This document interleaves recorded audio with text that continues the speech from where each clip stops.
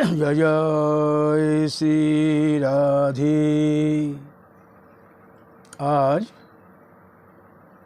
হরি কথা কইতে চাই। 2 সপ্তাহ হরিচরণ বিমুখ ছিলাম নানান কাজে, তাই আজ বলি হরি কথা পরম কথা, বলিতে কত বাধা। হরি কথা শুনিতে সময়ের কত বাধা। হরি কথা জীবনের কথা, বলিতে নাহি পারে হৃদয়ের ভাষা। হরি কথা যদি নাহি পায় রাধার চরণ সুধা, হরি কথা কেমনে মিলিবে ভক্তি রসসুধা। হরি কথা কহে রাধা গুণগাথা, রাধা কৃপা মিলে যদি কহি আমি আজি হরি কথা।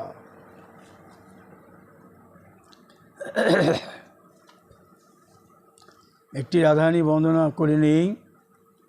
হে রাধা রানী মোর মনেরও কথা যত, ভাবরসের ধারা শত, অন্তর মাঝে বহিছে শত শত। প্রকাশিতে পায় বাধা কোটি কোটি শত। রসের নদী নয়নের বাড়ি, রসের নদী নয়নের বাড়ি, অন্তরের সুধা নদী। মিলিত যদি রাধার চরণের সুধারতি, প্লাবন ধারায় চলিত হৃদয় মাঝে বহি। হে রাধা রানী মনেরও কথা যত, ভাবরসের ধারা শত, অন্তর মাঝে বহিছে শত শত। প্রকাশিতে পায় বাধা শত শত। রসের নদী নয়নের বাড়ি, অন্তরের সুধা নদী। মিলিত যদি রাধার চরণ বিন্দুরতি, প্লাবন ধারায় বহিত হৃদয় মাঝে। হে রাধা রানী যতে করিলাম সাধন, অন্ধকারে রহিলাম পড়িয়া কেমন। হে রাধা রানী যতে করিলাম সাধন, অন্ধকারে রহিলাম পড়িয়া কেমন। নাহি হইল তবু চরণে নৈকিট আস্বাদন। দূরে দূরে চলে যাই কেমন, আত্মসুকার আত্মভিমানের এত কারণ। গমনাগমন সার করিলাম এখন, আমার সাধন ভজন রতি রমন। পড়িল বাধা মনেরই কারণ, কৃপা করি হৃদয়ে রেখো রাঙা দুটি চরণ। জনম জনম সাধনে মিলে যদি তবু চরণে নৈকট্যেরও আস্বাদন। আজ আমি ভজনের কিছু কথা বলবো। ভক্তি মুক্তি সম্বন্ধে আজ আমি কিছু বলবো। ভজন পথে যখন চলি আমরা, যখন নিশ্চয়ই একটা লক্ষ্য বস্তু থাকে। ভজন যখন করছি সবাই, তার একটি লক্ষ্য বস্তু থাকে। সেই অভীষ্ট বস্তুর সন্ধানে যাওয়াই বা সেই অভীষ্ট বস্তুর সন্ধান করাই হচ্ছে সাধন। এই সাধন উপাসক, 3 রকম উপাসক আছে। এই সাধন ভজন করছি যারা, যে উপাসক, 3টি রকম উপাসক আছে। চৈতন্য চৈতামৃত কালী বললেন সেই উপাসক হয় ত্রিবিধ প্রকার, অকাম, মোক্ষকাম, সর্বকাম আর। সেই উপাসক হয় ত্রিবিধ প্রকার, অকাম, মোক্ষকাম, সর্বকাম আর। মধ্যলীলায় 24 অনুচ্ছেদে 63 নম্বর শ্লোকে এটি বলা আছে। শোক বাসনাদি যাহাদের নেই, যাদের নিজস্ব সুখ বাসনা নেই, তাহারা হলো অকাম। যাহারা সর্ববিধ ইন্দ্রিয় ভোগ্য বস্তু কামনা করেন, তারা হলেন সর্বকাম, ভক্তিকামী। ভক্তি। যাহারা মুক্তি কামনা করেন, তারা হলো মোক্ষকাম। তাহলে নিজস্ব কামনা বাসনা নিয়ে যারা ভজন করছেন, তাদের হচ্ছে কি তোমার সকাম। আর যারা কোনো বাসনা নেই, তারা হচ্ছে অকাম। আর যারা মুক্তি কামনা করছে, তারা হচ্ছে মোক্ষকাম। তাহলে অকাম, মোক্ষকাম এবং সর্বকাম, এই 3 রকম আমাদের সাধন। ভাগবত কি বলছেন? ভাগবত বলছেন অকাম সর্বকাম বা মোক্ষকাম উদারথি। সকাম মোক্ষকাম সর্বকাম উদারথি তীব্রেণ ভক্তিযোগেন যজেত পুরুষং পরম। উদারথি মানে বুদ্ধিমান। এই উদার শব্দে বুদ্ধিমান। তাহলে অকাম সর্বকাম বা মোক্ষকাম উদারতি তীব্রেণ ভক্তিযোগেন যজেত পুরুষং পরম। অর্থাৎ অকাম, স্বর্গকাম কিংবা মোক্ষকাম যে কেউই হোক না কেন, তিনি যদি বুদ্ধিমান হন, ভালো মন্দ বিচার করার ক্ষমতা থাকে, তবে নিজের অভীষ্ট বস্তুটি পাওয়ার নিমিত্ত তিনি কৃষ্ণকেই ভজন করিবেন, অন্য কাহাকেও নয়। তিনি কেন কৃষ্ণকে ভজন করবেন? কেন করবেন? চৈতন্য চৈতামৃতকার বললেন, কৃষ্ণদাস কবিরাজ গোস্বামী বললেন তার মধ্যম খণ্ডে 24 অনুচ্ছেদে বললেন, ভক্তি বিনু কোনো সাধন দিতে না রে ফল, সর্বফল দেয় ভক্তি স্বতন্ত্র প্রবল। ভক্তি বিনা সাধন নাহি দিতে পারে ফল, সব ফল দেয় ভক্তি স্বতন্ত্র প্রবল। এই বললেন উনি। আর বললেন বুদ্ধিমানের অর্থ কি? বুদ্ধিমানের অর্থ যদি বিচারজ্ঞ হয়, নিজ কাম লাগি করে কৃষ্ণের ভজয়। নিজের কাম লাগি করে কৃষ্ণের ভজয়। নিজের কাম, নিজের সুখ বাসনা, নিজের জন্য কৃষ্ণের প্রীতি করছে। তাই বলছে বুদ্ধিমানের অর্থ যদি বিচারজ্ঞ হয়, নিজ কাম লাগি তবে করে কৃষ্ণের ভজয়। আর বলছেন, তারপরেই বললেন, ভক্তি বিনু কোনো সাধন দিতে না রে ফল, সব ফল দেয় ভক্তি স্বতন্ত্র প্রবল। সমস্ত ফল ভক্তি, জ্ঞান যোগ, সন্ন্যাস যোগ, কর্মযোগ, যত যোগের কথাই উনি গীতায় বলেছেন না কেন, সবার মূলে ভক্তি। ভক্তি বিনা কেউ চলতে পারবে না। যতই সাধন করুন, কর্মযোগ করুন, যত যোগই অবলম্বন করুন না কেন, ভক্তি হলো ভিত্তি। ভক্তি বিনা কোনো সাধন নাহি দিতে পারে ফল, সব ফল দেয় ভক্তি স্বতন্ত্র প্রবল। তারপরেই উনি বললেন, ওই মধ্যলীলা 24-66 নম্বর শ্লোকে বললেন, তারপর শ্লোকেই বললেন,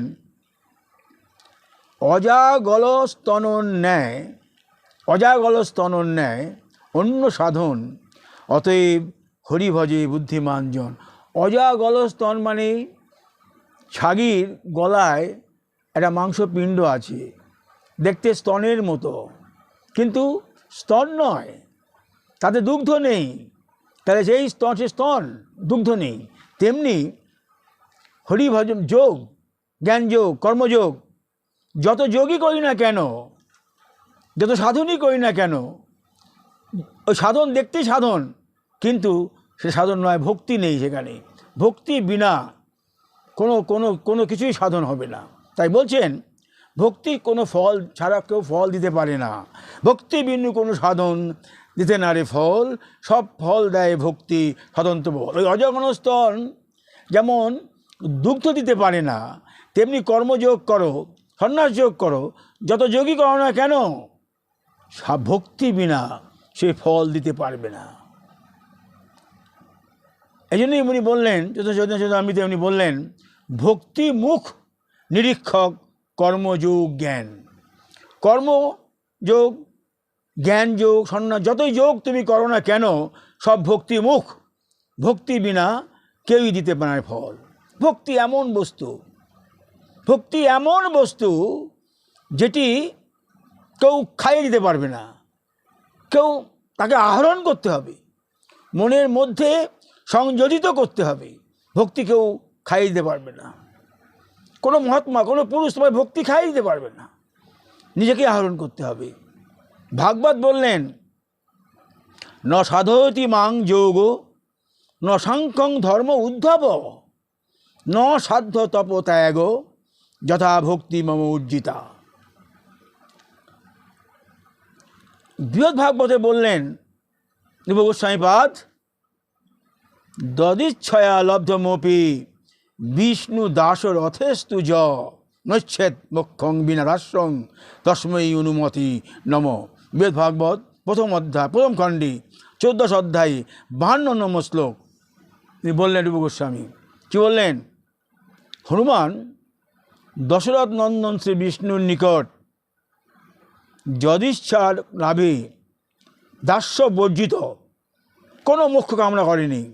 হনুমান চরণ দাস্য বিনা কোনো মোক্ষ কামনা করেনি। তস্मै হনুমতে নম, সেই হনুমানকে আমি নমস্কার করি। বললেন রূপ গোস্বামীপাদ, যদিচ্ছয়া লব্ধমপি বিষ্ণু দাস রথেস্তু চ, নচ্ছেদ মোক্ষং বিনা দাস্যং তস্मै হনুমতে নমঃ। আমি সেই হনুমানকে নমস্কার করি। কি বলছেন? পুনঃ বরানদিষু বিষ্ণু মুক্তিং ন যাজিত, ভক্তিরেব বিতাজেন প্রহ্লাদং তং নমাম্যহম। আবার বললেন যে পুনঃ যখন বর দিতে চাইল, উনি বললেন ভক্তি বিনা কোনো কিছু চাইলেন না। বারবার বললেন প্রহ্লাদকে, এই বর দিচ্ছি, সেই বর দিচ্ছি। প্রহ্লাদ বললেন, যখন প্রহ্লাদের কাছে এলো, উনি বললেন এই বর না, ও বর না, কোনো বর উনি চাইলেন না। পুনঃ বরান্দিষু বিষ্ণু মুক্তিং ন যাজিত, ভক্তিরেব বিদাজেন প্রহ্লাদং তং নমাম্যহম। আমি সেই প্রহ্লাদকে নমস্কার করি। ভগবান শ্রী বিষ্ণু পুনঃ মুক্তিদান উদ্যত হইলেও তিনি মুক্তি প্রার্থনা না করিয়া কেবল ভক্তি প্রার্থনা করিয়াছিলেন। আমি সেই প্রহ্লাদকে নমস্কার করি। ভজন যারা আস্বাদন করছেন, ভুক্তি মানে ভোগ, ভুক্তি আর মোক্ষ মানে প্রাপ্তি, গোবিন্দের চরণে গোবিন্দের সঙ্গে মিলিত প্রাপ্তি, কোনটাই তারা কামনা করে না। তারা চায় চরণ দাস্য। জন্ম জন্ম করিব সাধন, চরণ দাস্যটি দিও মোরে হৃদয়ে তখন। চরণ দাস্য দিও। আমি যদি নরকেও যাই, নরকে যেতেও আমার কোনো বাধা নেই, স্বর্গ নরক সমান আমার কাছে, যদি তোমার চরণ দাস্য চরণ দুটি হৃদয়ের মাঝে করে বিচরণ। নরক স্বর্গ সমতুল বৈষ্ণবের কাছে, কারণ অহেতুকু ভক্তি হৃদয়ের মাঝে যদি গোবিন্দ রাধারানী দেন, কিসের স্বর্গ কিসের নরক? সেবা সব জায়গায় হতে পারে, সব জায়গায় আমি সেবা করতে পারব। তাই বলছেন সেই প্রহ্লাদ পুনঃ পুনঃ বরান দিশু বিষ্ণু মুক্তিং ন যাচিত ভক্তিরেব বিতা যেন প্রহ্লাদং তং নমাম্যহম। আমি সেই প্রহ্লাদকে প্রণাম করি, মুক্তি প্রত্যাখ্যান এবং ভক্তি প্রার্থনার দ্বারা তার ভক্তি বিষয়ে দৃঢ় নিষ্ঠা ও আকাঙ্ক্ষার ভাব বিশেষই সূচিত হইয়াছি। অথবা পুনঃ পুনঃ বলিতে জন্ম জন্মান্তরের ভক্তি প্রার্থনা করছেন। পুনঃ পুনঃ পুনঃ পুনঃ আমি বারবার জন্ম লভ বারবার জন্ম রহিব জনম, আমার চরণ দাস্যটি দিও তখন। বারংবার রহিব জনম, চরণ দাস্যটি দিও তখন। কিসের আমার দুঃখ, কিসের কষ্ট? চরণ দাস্য দিও তখন। তিতাব আধ্যাত্মিক যত জ্বালা নিবারিবে সহিতে আমার হৃদয় তখন। চরণ দাস্য যদি থাকে, আদি দৈবিক আদি ভৌতিক যে জ্বালা সহন করতে পারবো আমি, স্বর্গ নরক সমান। তাই বলছেন পুনঃ পুনঃ বলিতে জন্ম জন্মের ভক্তি প্রার্থনা করিয়াছিলেন, কারণ একে পরাশরও শ্রী প্রহ্লাদের উক্ত বাক্য সমর্থন করেছিলেন। পরাশর কি বলেছেন? পরাশর, হে নাথ, আমি জন্ম জন্মান্তরে যে কোনো যোনিতে জন্ম পরিগ্রহ করি না কেন, তোমাতে যেন আমার ভক্তি অবচিত থাকে। এই তোমাতে যেন আমার ভক্তি থাকে, এইটুকু আমাকে দিও, তাহলে বাকিটুকু আমি সাধন ভজন করি অর্জন করে নেব। তাই বললেন পরাশর, কি বললেন? শ্রী পরাশরেণ তস্যৈব বাক্যম নাথ যোনি সহস্রেষু যেষু যেষু ভজাম্যহম তেষু তেষুচ্যুতা ভক্তিরুচ্যতে ভক্তি অতিরুচ্যুতাত সদা তয়ি অত্র চ যোনি সহস্রেষু তুক্তা দূরে মুক্তির উপেক্ষেতে দি জ্ঞাপতি। অথচ যোনি সহস্রেষু তুক্তা দূরে মুক্তির উপেক্ষেতে জ্ঞাপতি। মুক্তিকে দূরে পরিহার করে দিয়েছেন। মুক্তিকে দূরে পরিহার করছে, মুক্তি চাই না। এই মুক্তি গোবিন্দে মিলন, এই মুক্তি গোবিন্দ হলে কি হয়? দাস এবং প্রভু, আমি দাস এই প্রভু, এই সম্পর্ক বিলুপ্ত হয়ে যায়। আমি প্রভুর সেবা করতে পারবো না। আমি মুক্তি লাভ করে গেলে দাসের সঙ্গে প্রভুর যে সম্পর্ক, সেটি আস্বাদন করা যায় না, সেটি আস্বাদন হয় না। তাই শ্রীমদ্ ভাগবতে বলছেন, ভাগবতে প্রথম স্কন্ধে প্রথম অধ্যায়ে 1-2 শ্লোকে কি বলছেন ভাগবত? ধর্ম প্রজ্জিত কৈতবত্র পরম নির্মৎসরাণাং শতাং বিদ্যং বাস্তবমত্র বস্তু শিবদং তাপত্রয় উন্মূলম। তাপত্রয় উন্মূলম, তিতাপ নাশকারী বাস্তবমত্র বস্তু, সেই পরম মঙ্গলদায়ী পরম ধর্মের উল্লেখ করেছেন ভাগবতে। পরম ধর্মের উল্লেখ করেছেন। এই তো ভাগবতে কি বলেছে? পরম ধর্ম উল্লেখ করেছেন, পরম সত্যের উল্লেখ করেছেন। সত্যং পরমং ধীমহি, পরম সত্য পরম ধর্মের কথা উনি বলেছেন। সেই ভাগবত পরম ধর্ম কি বলছেন? ধর্ম প্রজ্জিত কৈতব, প্রজ্জিত কৈতব অর্থাৎ প্রজ্জিত পরিত্যক্ত, কৈতব মানে গন্ধমাত্র নেই তার মধ্যে, কোনো রকম কৈতব কপটতার কোনো গন্ধমাত্র নেই। যার মধ্যে কপটতার বিন্দু মাত্র লেশ নাই, সম্পূর্ণরূপে প্রজ্জিত পরিত্যক্ত। পরম নির্মৎসরাণাং শতাং বেদ্যং বাস্তবমত্র বস্তু শিবদং তাপত্রয় মূলয়ম। নির্মৎসরাং মানে নির্মৎসর আর মৎসর। মৎসর মানে পরের উন্নতিতে, পরের সুখে আমি জ্বালা দেবে, আমাকে জ্বলে যাব, এই মৎসর। আর নির্মৎসর মানে আমি গোবিন্দের ভক্তি, গোবিন্দের চরণে নিবেদন করবো, আনন্দ পাবো, পরধর্মে আনন্দিত হব, এই নির্মৎসর।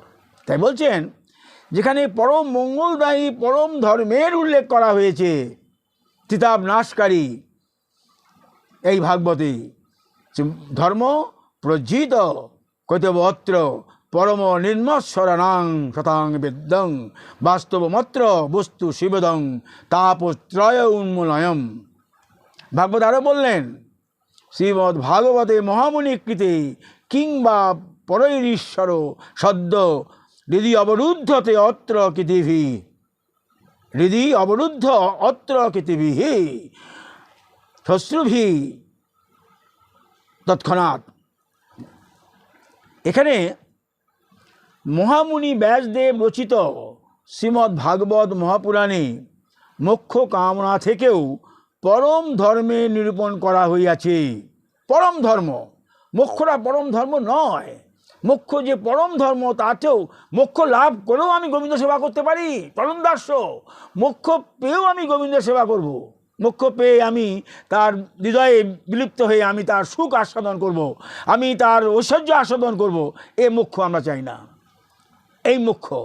তাই বলছেন শ্রীমদ্ ভাগবতী মহামুনি কৃতি কিংবা পরলীশ্বর সদ্য হৃদি অবরুদ্ধতে কৃতিভিহি শ্বস্তুবিহি তৎক্ষণাৎ। এটা বললেন যে ভাগবত প্রীতি কৃষ্ণের পরম ধর্মের একমাত্র তাৎপর্য অনুষ্ঠিত মানে নিজের দ্বারা অনুষ্ঠিত, অনুষ্ঠিত ধর্মস্ব সংসিদ্ধি হরিতোষণম। অর্থাৎ ভগবত প্রীতি পরম ধর্মের একমাত্র তাৎপর্য অনুষ্ঠিত ধর্মস্ব। ভগবত প্রীতি পরম ধর্মের একমাত্র তাৎপর্য। ভগবত প্রীতি সাধন বা ভগবত তোষণ ব্যতীত কোনরূপ বাসনা যদি হৃদয়ে অবশিষ্ট থাকে ধর্ম হইতে পারে, পরম ধর্ম হবে না। ভজন করছি, পূজন করছি, সেবন করছি, আরাধন করছি, মনে বাসনা রয়েছে, মোক্ষ বাসনা, আমি শাস্তি সারূপ্য এগুলো ভোগ করব, তাহলে এই বাসনা ধর্ম হতে পারে, পরম ধর্ম হবে না। অনুষ্ঠিত ধর্মস্ব সংসিদ্ধি হরিতোষণম। ভগবত প্রীতি পরম ধর্মের একমাত্র তাৎপর্য। ভগবান প্রীতি সাধন, ভগবত প্রীতি সাধন বা ভগবত তোষণ ব্যতীত অন্য কোনো রূপ যদি বাসনা থাকে ধর্ম হতে পারে, পরম ধর্ম হইবে না। তাই পরম ধর্মকে কি বলেছে? প্রজ্জিত কৈতব বলা হয়েছে, যা হইতে কৈতব সম্পূর্ণ রূপে বিবর্জিত, কৈতব সম্পূর্ণ রূপে পরিত্যক্ত, কোনো মতেই কোনো উদ্দেশ্যেই মনের মধ্যে বিন্দু মাত্র লেশ নাই কৈতবের, কোনো মাত্রই হেতু নেই, অহৈযোগ্য ভক্তি থাকবি, অন্য কোনো হেতু আমার মধ্যে নাই। প্রজ্জিত কৈতব, স্পষ্ট করে ভাগবত বলেছেন, প্রজ্জিত কৈতব অত্র পরম নির্মৎসরাণাং শতাং বেদং বাস্তবমত্র শিবদং বস্তু তাপত্রয় উন্মূলয়ম। এই তিতাব হারি পরম মঙ্গলদায়ী পরম ধর্মের উল্লেখ করা হয়েছে। পরম ধর্ম কি?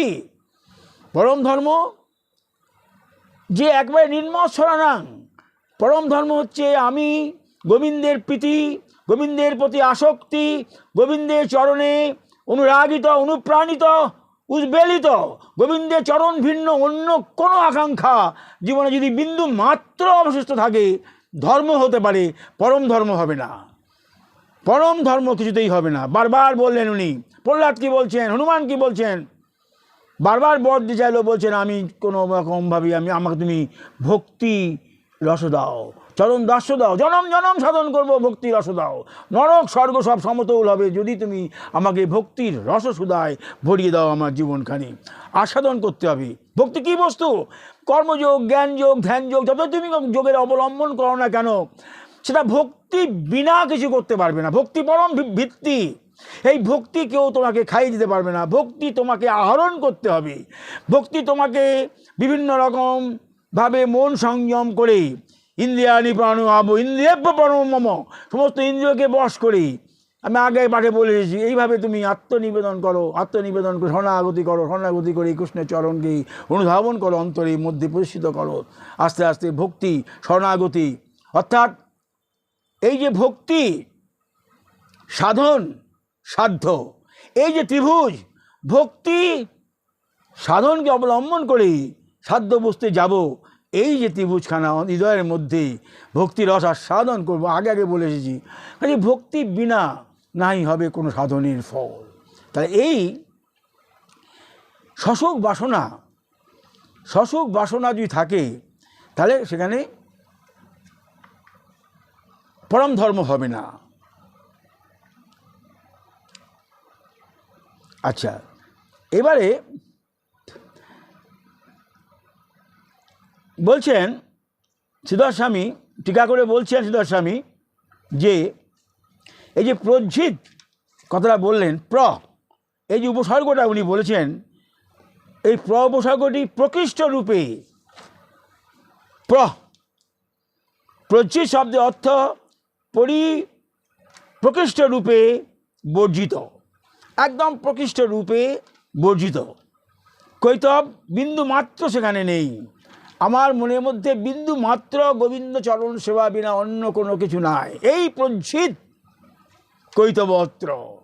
আর পরম নির্মৎসরাং, কথা মনে রাখবে, পরম নির্মৎসরাং অর্থাৎ মৎসর যারা, তারা তো পরের সুখ দেখতে পারে না। নির্মৎসর অর্থাৎ গোবিন্দের প্রতি আমার আসক্তি, গোবিন্দের চরণের প্রীতি, গোবিন্দের প্রতি অনুরাগ। এই যে পরম ধর্মের কথা, সত্যং পরমং ধীমহি, পরম ধর্মের কথা বলেছেন ভাগবত, যে প্রজ্জিত কৈতব, মনের থেকে সমস্ত কৈতবকে তুমি বর্জন করো, করে তুমি সাধন করো, ভজন করো।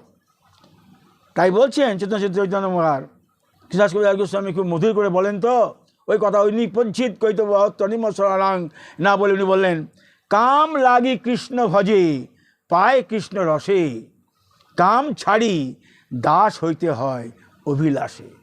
কাম, সমস্ত কাম ছেড়ে দাও, দাস হও, এই অভিলাষ করো।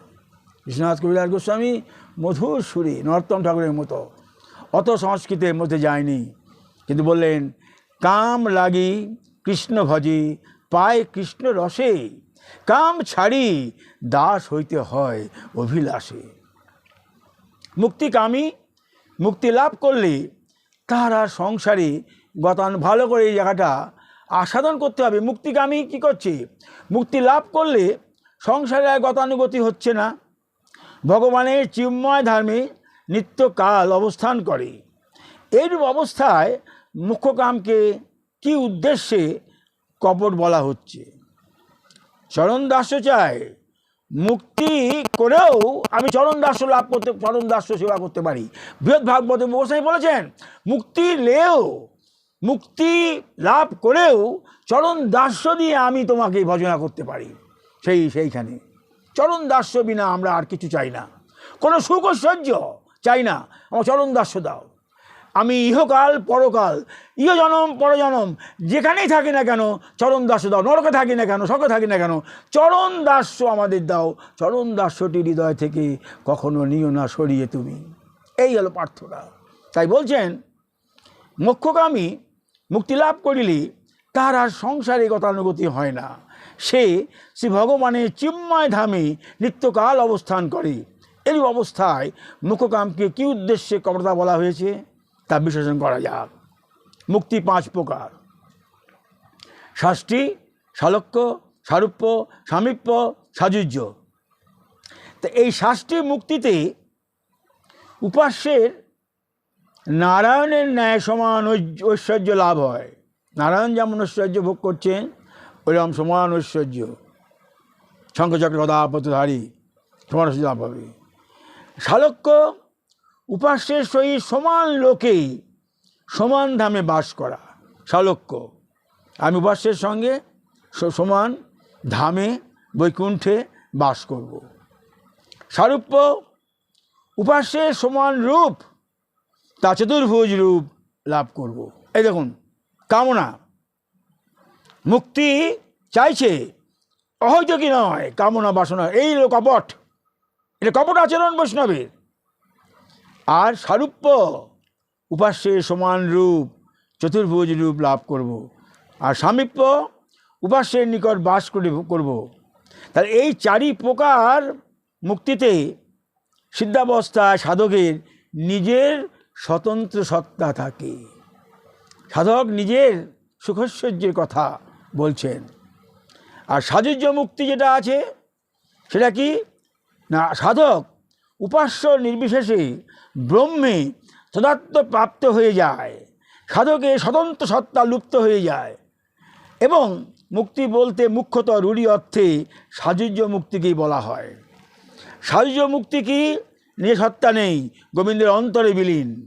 তাহলে এখানে নিজস্ব সত্তা নেই, তাই বলছে ভাগবতে যে যেখানে নিজের প্রভুর সঙ্গে আমার, দাসের সঙ্গে প্রভুর সম্পর্ক থাকে না, সেই মুক্তি আমি চাই না। দাসের সঙ্গে সেই থাকে না, সেই মুক্তি আমার দরকার নেই। বৈকুণ্ঠের যে চতুর্বিধ মুক্তির কথা বলা হলো, তাতে সাধকের দুটি উদ্দেশ্য থাকতে পারে। প্রথমত কেবলমাত্র উপাস্যের সহিত সমান ঐশ্বর্য লাভ, দ্বিতীয়ত উপাস্যের সমান ঐশ্বর্যের সঙ্গে সঙ্গে তার সেবা লাভ। দেখুন, আমি যে সেবা করব সেটা নেই, বলছেন উপাস্যের সহিত সমান ঐশ্বর্যের সঙ্গে সঙ্গে তার সেবা লাভ। প্রথম প্রকার মুক্তিকে বলে সুখৈশ্বর্য মুক্তি, দ্বিতীয় প্রকার মুক্তিকে বলে প্রেম সহোদরা মুক্তি। অতএব উপরিউক্ত উভয় প্রকার সুখ ঐশ্বর্যতরা বা প্রেম সহোদরা, প্রেম সেবাতরা চতুর্বিধা মুক্তিতে বৈকুণ্ঠের ঐশ্বর্য রূপ সুখকামনা রয়েছে। এই যে ষাষ্ঠী, সারূপ্য, সালোক্য, সামীপ্য, সাযুজ্য, এইসব মুক্তিতে নিজের সুখ বাসনা, আমি ভজন করছি, সাধন করছি, হ্যাঁ, রাধা চরণ হৃদয়ে রেখে গোবিন্দের চরণ পাবার কত কামনা করছি, কামনা করে মুক্তি বাসনাটি হৃদয়ে রাখছি, মানে আমি সেই ধামে বাস করে আমি তার রূপ, তার সামীপ্য, তার সালোক্য, তার সাযুজ্য অনুভব করব। কিন্তু তার যে সঙ্গে আমার দাস্য প্রভু সম্পর্কটি নষ্ট হয়ে যায়। এই মুক্তির প্রয়োজন, বারবার বলেছেন হনুমান, আমার এই মুক্তির দরকার নেই। বারবার লইব জনম, বারবার চরণ দাস্য করি হৃদয়ের মাঝে, হয়তো কি ভক্তি দিও আমি তোমার। আর মুক্তি, আবার রূপগোস্বামী বলছেন মুক্তি পেয়েও আমরা চরণ দাস্য কামনা করতে পারি, আমি মুক্তি পেয়েও আমি ওই নিত্যধামে তার সেবা করতে পারি। সেবা বিচ্ছিন্ন হব না আমরা কখনো সময়। সুখ বাসনা আমাদের নেই, সসুখ বাসনা বিন্দু মাত্র যদি থাকে হৃদয়ে, হলো না ভক্তি, রইল আসক্তি, রইল কাম।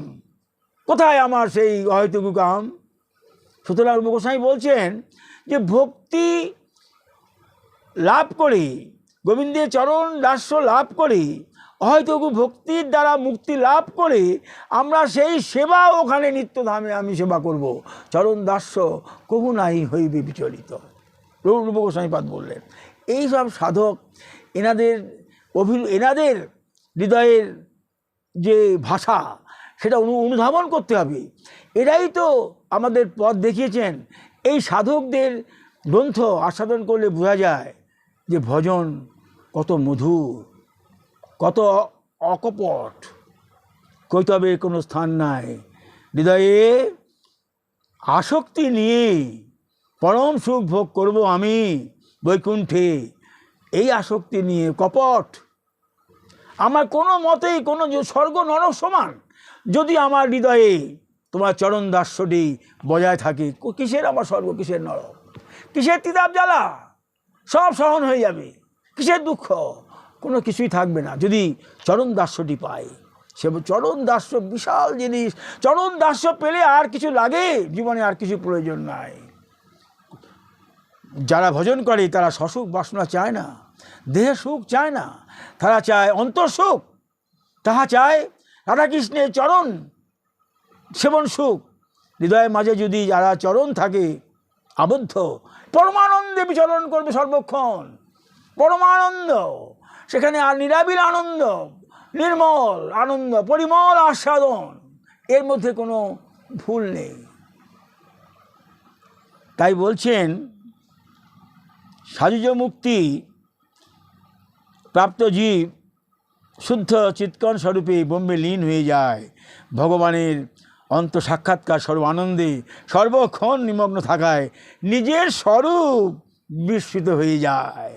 সুতরাং সাধনকালে যে সেবা বাসনা ছিল, সেবা বাসনা হৃদয়ে না রাখিয়া যে ভক্তি সেবায় অভিনয় করে, বলছেন ভক্তি সেবার অভিনয় করে সিদ্ধি লাভ করে ব্রহ্ম সাযুজ্য প্রাপ্ত হয়ে স্বতন্ত্র অনুভূতি না থাকায় সে সেবা আর থাকছে না।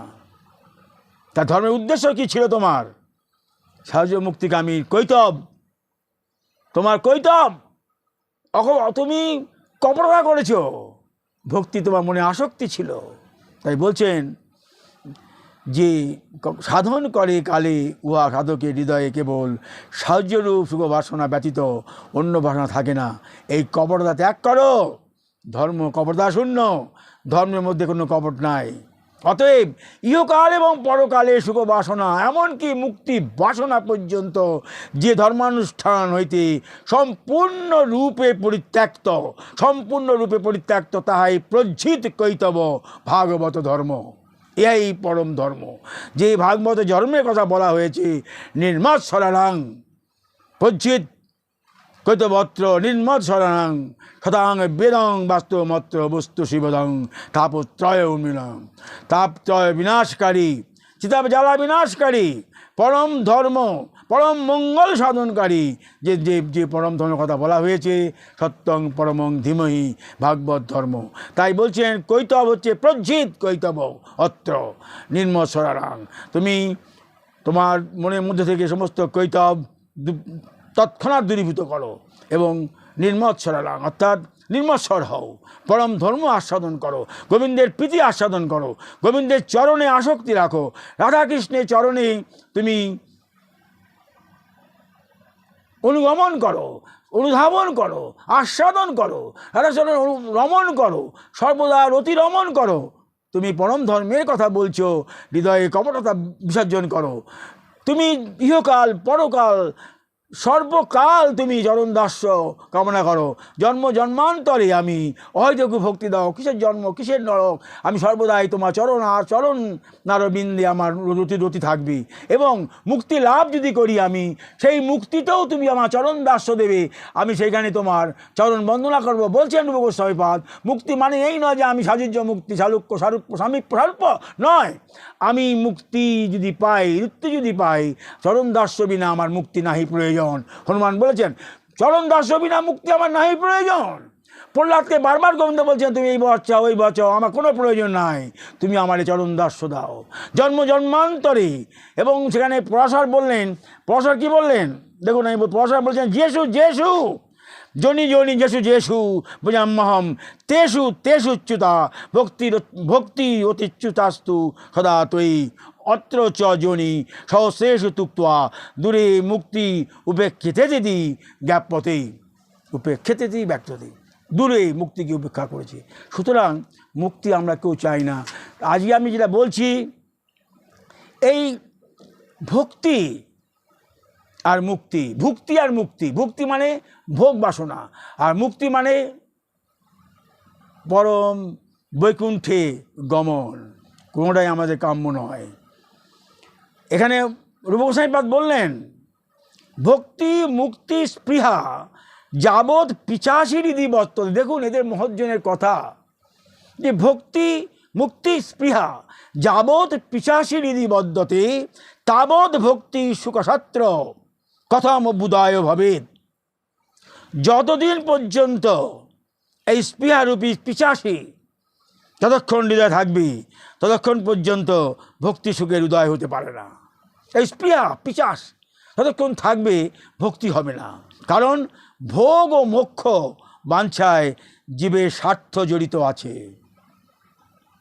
ভক্তির পরিপন্থী বলছেন গোস্বামীপাদ। দেখুন ওনাদের একটি কথায় এত বলতে হয় না। ভক্তি মুক্তি স্পৃহা যাবৎ পিচাসী হৃদি বর্ততে তাবৎ ভক্তি শুভসাত্র কথম অভ্যুদয় ভবেৎ। ভক্তি ভোগ ও মুক্তি বাঞ্ছায় জীবের স্বার্থ জড়িত থাকায় ভক্তির পরিপন্থী। অতএব যে ভক্তি কৃষ্ণের সুখানুসন্ধান মূলা, তাহাতে ভোগ মোক্ষ বাঞ্ছারূপ স্বার্থ অভিসন্ধি থাকতে পারে না। যে ভক্তি কৃষ্ণের সুখ অনুসন্ধান মূলা, কৃষ্ণের সুখ বিনা অন্য কিছু জানে না, কৃষ্ণের চরণ বিনা অন্য কিছু জানে না, কৃষ্ণের রস আস্বাদন বিনা নিজের কোনো আস্বাদন নাই, কৃষ্ণের চরণ আস্বাদন বিনা নিজের কোনো আস্বাদন নেই, রাধার চরণ আস্বাদন বিনা নিজের কোনো সুখসন্ধান নাই, এমন যে ভক্তি স্বার্থ অভিসন্ধি হতে পারে না। তাই বলছেন পিশাচী শব্দের প্রয়োগ যথার্থ, কারণ যাহাকে পিশাচী পায় সে শুধু নিজের স্বরূপ ভুলিয়া পিশাচী পরিচয়ে নিজেকে পরিচিত করে, মানে ভোগ বাঞ্ছা রূপিণী পিশাচী হৃদয়ে প্রবেশ করে এবং শ্রীকৃষ্ণের সেবাস্বরূপ স্বধর্ম ভুলে গিয়ে মোক্ষ কামনা করে।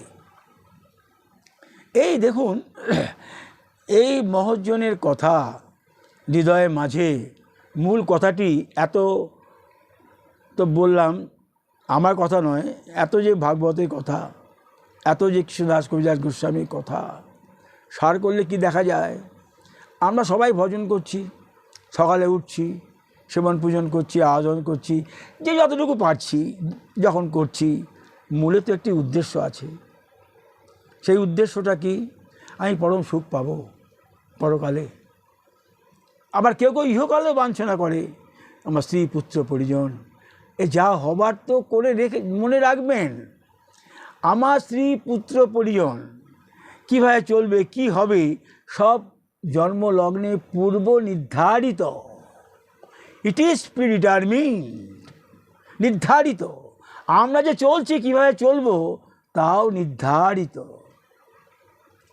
মনে করবে না যে আমি এই করছি, কেউ কিছু করছি না, সবই নির্ধারিত। তাহলে আমরা প্রারব্ধ অনুযায়ী করছি।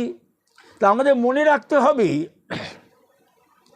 ভজন করছি, সাধন করছি, মনে কোনো রকম সসুখ বাসনা, ইন্দ্রসুখ বাসনা, সংসার সুখ বাসনা, এগুলো আমি করব না কামনা। এ দেখবেন গোবিন্দ যার যার মতন চলবেন, এটা গোবিন্দ রাধারানী ঠিক করেই রেখেছে। মনে কোনোরূপ মোক্ষ, ভক্তি মানে ভোগ, মুক্তি মানে মোক্ষ, এ বাসনা রেখে করব না। সবসময় আমি বলবো, গোবিন্দ তুমি আমার চরণ দাস্য দিও, রাধারানী চরণ দাস্য দিও, চরণটি হৃদয় থেকে সরিয়ে নিও না। আমার হৃদয়ের মধ্যে রসের নদী যেন বয়, আমি যতক্ষণ ভজন করব রসের নদী থাকবে, আমি তোমার চরণ সুধা রস আস্বাদন করব, এইটুকু প্রার্থনা করব। সংসারী জীব নানান কাজে ব্যস্ত, ভজন করতে করতে নানান কথা মনে আসবে। একটু সময় যদি ওই মনটাকে দূরে সরিয়ে রাধার চরণ সিন্ধু মাঝে যদি করতে পারি একটু অবগাহন, কৃষ্ণ চরণ সিন্ধু মাঝে করতে পারি আমি একটু সন্তরণ, তাহলে মনোবাসনা আমার মনে থেকে এই ভক্তি সাধন অবলম্বন করে সাধ্যে যাব। এই ভক্তিটুকু যেন অহেতুকু হয়, কোনো হেতুর কারণ না হয়। এই ভক্তি করে আমি কোনো কিছু পাবো, এইটুকু যেন না হয়। এইটুকু না হয়ে সাধন ভজন আমরা করব, সাধ্যকে অবলম্বন করব, সাধনকে সাধ্যে যাব, নিত্য নৈমিত্তিক কাজ করে যাব। কি হবে এই কামনা, কি হবে এই ফল কামনা, ফল কখনো তুমি কামনা করবে না, যা হবে হবে। চিতাব জ্বালা যা আসবে আসবে, চিন্তা করবে না। আদি আধ্যাত্মিক, আদি দৈবিক, আদি ভৌতিক যাতনা আসবে আসবে যাবে, সহন করবে, সেগুলো নিয়ে তুমি কোনো চিন্তা করবে না। এগুলো তো ত্রিগুণাতীত তো গোবিন্দ, আমরা তো ত্রিগুণাতীত নই, আমরা ত্রিগুণের বশীভূত। তো ত্রিগুণাতীত গোবিন্দই তো এগুলো আমাদের দেখবেন। আমরা তা বলবো কেন? আমরা সহন করব গোবিন্দের চরণে, রাধারানীর চরণে যেন আসক্তি থাকে। ভোগ কামনা করব না, মোক্ষ কামনা করব না। আমরা হয়তো কি ভক্তি, আমরা সবসময় বলবো চরণ দাস্য দাও গোবিন্দ, চরণ দাস্য দাও রাধারানী, এইটুকু আমরা বলবো। একটু শর্টে বললাম। শেষে আমি একটি কথা বলি, এই কথাটাই আমি বলি, नहीं चाही भुक्ति नहीं चाही मुक्ति, नहीं चाही भुक्ति नहीं चाही मुक्ति, चाही तबु चरण दासरते। नहीं चाही मुक्ति नहीं चाही भुक्ति, চাই আমি চরণ দাসরতে। ইহকালার পরকালে দিও মোর মতে, থাকে যেন তব যুগল চরণে রতে। তব যুগল চরণ সেবায় আছে যত সুখ সম্পত্তি। যুগল চরণ সেবায় আছে যত সুখ সম্পত্তি। ত্রিভুবনে নাহি আছে এমন বিষয় সম্পত্তি, বলি যুগল সেবায় আছে যত বিষয় সম্পত্তি। ত্রিভুবনে নাহি আছে এমন বিষয় সম্পত্তি। জনম জনম সাধনে মিলে যদি তব চরণ সুধারতে। জনম জনম সাধনে মিলে যদি তব চরণ সুধারতে। আহরিব আমি রত্ন ভাণ্ডারে একটি রত্ন মনে। হে রাধা রানী নাহি চাহি ভক্তি নাহি চাহি মুক্তি, চাহি তবু চরণ দাসরতে। আমার ইহকাল আর পরকালে দিও মোর মতে, থাকে যেন তবু যুগল চরণে রতে। যুগল চরণে আছে যত সুখ সম্পত্তি। ত্রিভুবনে নাহি আছে এমন বিষয় সম্পত্তি। জনম জনম সাধনে মিলে যদি তব চরণ সুধারতে। আহরিব তখন রত্ন ভাণ্ডারে একটি রত্ন মনে। আজকে আমি রাধারানীর গান করলাম, প্রায় 2 সপ্তাহ আমি কিছু করতে পারিনি। তো যাই হোক, আজকে আমি আরেকটি ইচ্ছা আছে দেওয়া, জানি না। প্রায় 14 দিন আমি গোবিন্দের চরণ ছাড়া, তাই বলি ছোট্ট ছোট্ট চরণ দুটি তোমারও গোপাল। ছোট্ট ছোট্ট চরণ দুটি তোমারও গোপাল। ছোট্ট ছোট্ট ধেনু সহ গোয়ালো বাল, গোপাষ্টমীর মধুর হলো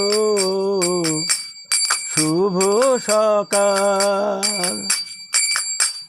গোষ্ঠ লীলা আরম্ভিলে তুমি আজি প্রভাত কাল। প্রভাত রবি আনন্দিত হইল ব্রজের সকাল। প্রভাত রবি আনন্দিত ব্রজের সকাল। চলো চলো সবে, চলো চলো চলো সবে, হেরিতে গোপাল।